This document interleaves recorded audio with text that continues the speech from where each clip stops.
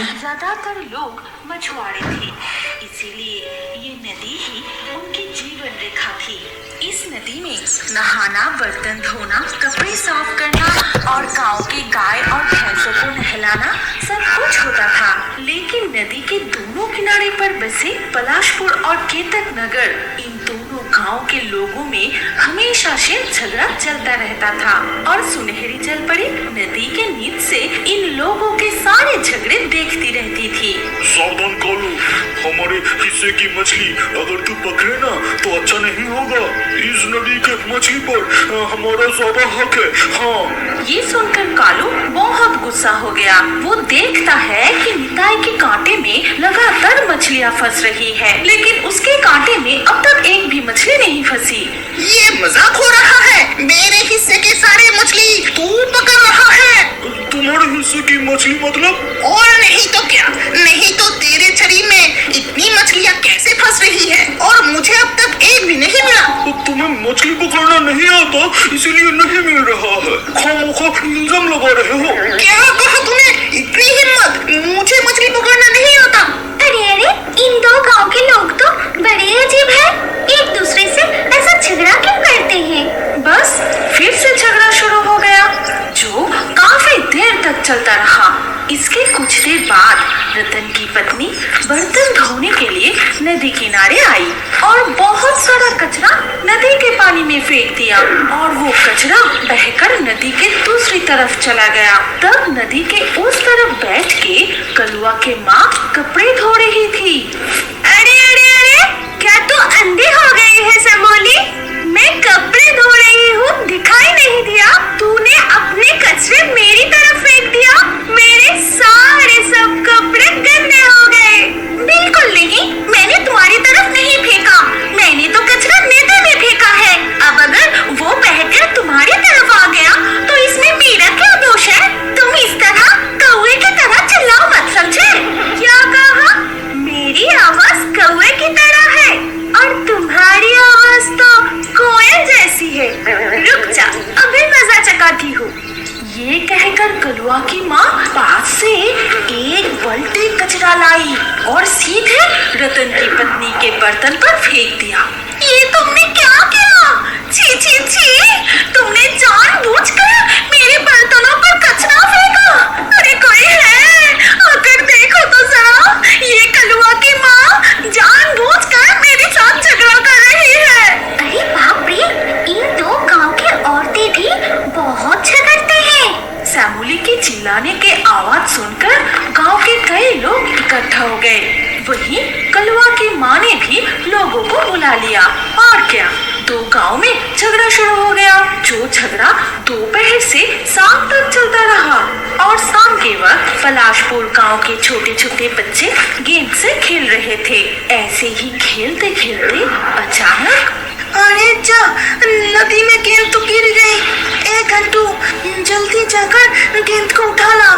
लेकिन गेंद नदी में गिरकर बहते हुए दूसरी तरफ चली गई, जहां कलुआ, गोपाल और शिवली बैठे अमरूद खा रहे थे। तभी वो लोग गेंद को देखते ही उठा लिए। ये अच्छा नहीं हो रहा है कलुआ, हमारे बॉल जल्दी लौटा दे। गेंद पर तुम्हारा नाम लिखा है क्या? अब ये हमारी तरफ आ गई है, ये गेंद हमारी है। फिर वो लोग गेंद को उठाते ही वहाँ से भाग गए।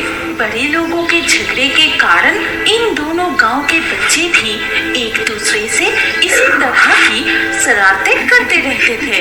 केवला, अगर तुम्हारी गेंद हमारे किनारे तक आ गई तो हम भी तुम्हें नहीं लौटाएंगे, याद रखना।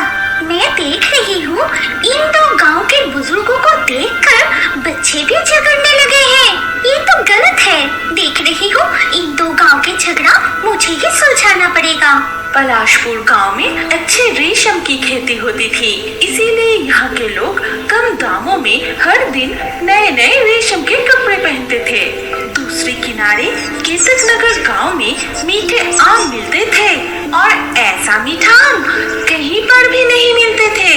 लेकिन दोनों गांव में हमेशा हमेशा झगड़े लगे रहने के कारण कोई भी अपनी खास चीज नदी के दूसरी तरफ बेचने को तैयार नहीं होता था।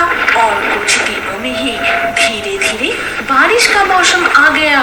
पता है भाग्यवान, लगातार कई दिनों से बारिश होने से नदी में पानी बढ़ने लगा है, जिससे गंगा में हिल्सा मछली भी आ रहा है। हाँ, उस गांव के लोग मछली पकड़ना शुरू करने से पहले हमें ही सारी मछली पकड़ लेनी चाहिए।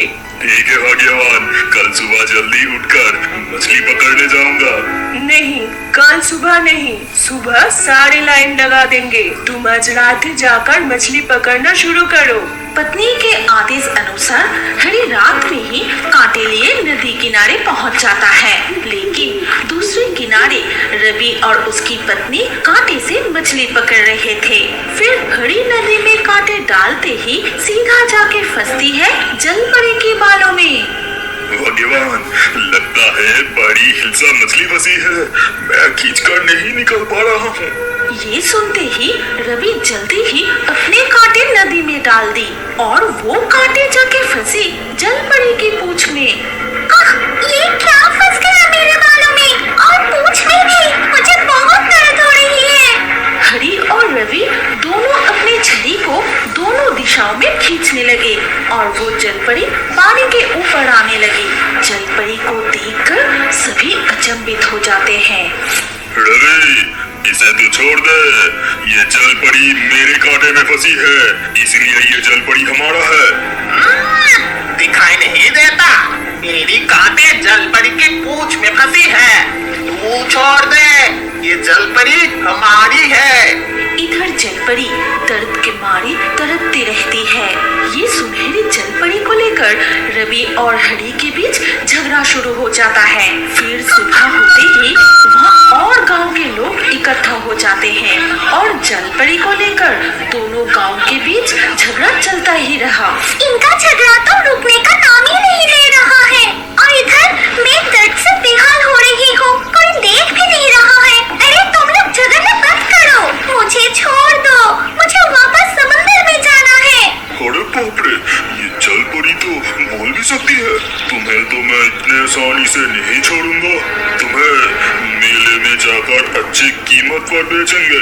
कभी नहीं, जलपरी को हम बेचेंगे। ये सुनकर सुनहरी जलपरी बहुत डर जाती है।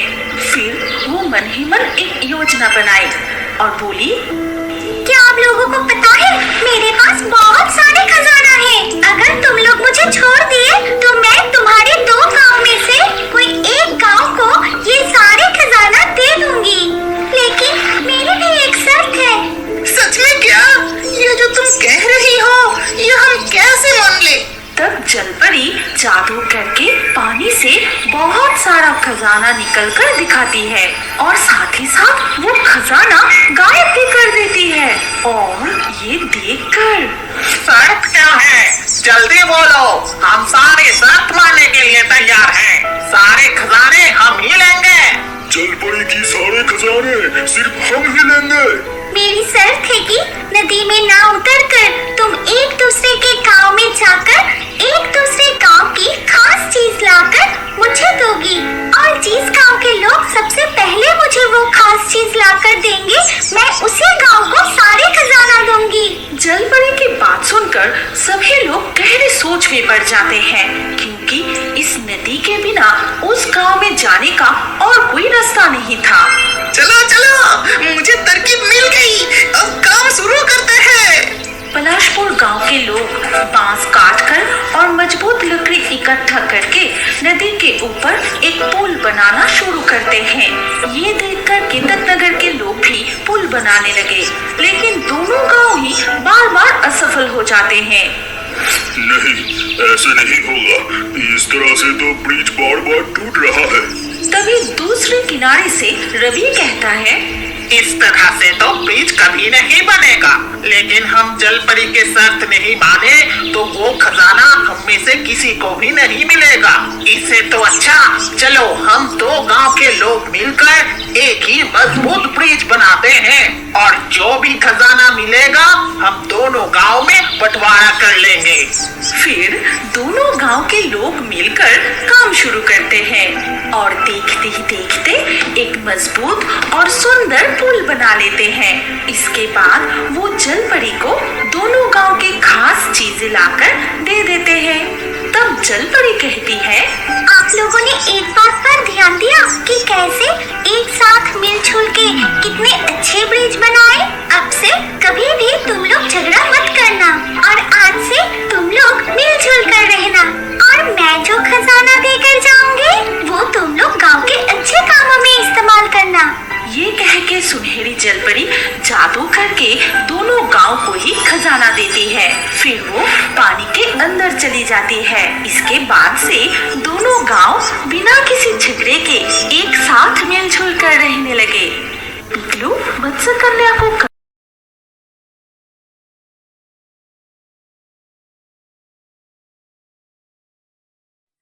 जी तो प्यारे बच्चों, आप टोनी चिड़िया की आने वाली नई वीडियोस को देखने के लिए चैनल को लाइक, शेयर, सब्सक्राइब और उसके बेल आइकन को प्रेस करना ना भूलें।